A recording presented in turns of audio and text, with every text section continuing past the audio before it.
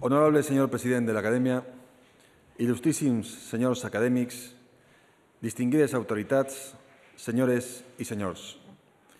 El valencià és el màxim exponent de la cultura i els arrels de la comunitat valenciana. La nostra senya d'identitat més preada i motiu d'orgull per a tots els ciutadans d'esta terra.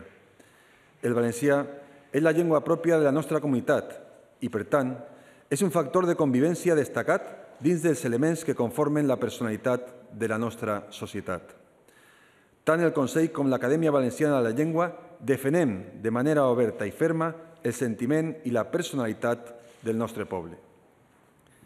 Apostem pel seu ús normal i per preservar un element que ens unís a tots els valencians i que en cap cas ens separa. L'Acadèmia Valenciana de la Llengua no ha deixat de treballar mai pel valencià. Ja ha demostrat des del seu origen que està a l'altura de les exigències que se li van encomanar, les exigències de la societat valenciana, que són les de la Generalitat. L'Acadèmia, durant els seus 10 anys d'existència, ha fomentat l'ús social del valencià, la seva normalització i la seva actualització. Aquesta institució és garant d'ús de la llengua i de la seva protecció, però tots junts som els responsables d'exigir i mantindre el respecte al nostre idioma. Per això, en aquest acte de presa de possessió del president de l'Acadèmia Valenciana de la Llengua, vull reiterar tant el meu compromís com el del Consell per la defensa i promoció del valencià, perquè continua sent un motiu d'orgull i d'unió per a tots. Voldria agrair a Ascensió Figueres, la presidenta que va veure néixer l'Acadèmia, per tot el seu esforç i treball al capdavant d'esta institució. La seva trajectòria bé mereix el reconeixement i el respecte de tots els valencians. Voldria estendre aquest agraïment a tots els membres que han passat per l'Acadèmia.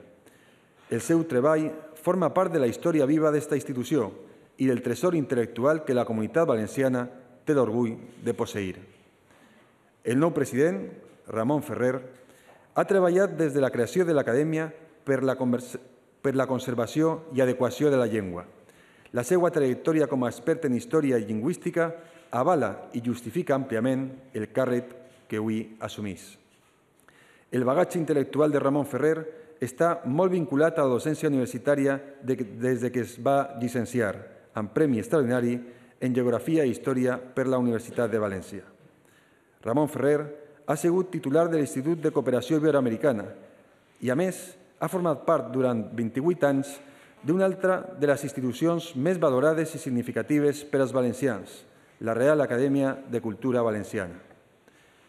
Vull donar-li la meva enhorabona i mostrar-li la meva satisfacció per posar els seus coneixements i la seva capacitat al servici d'esta institució.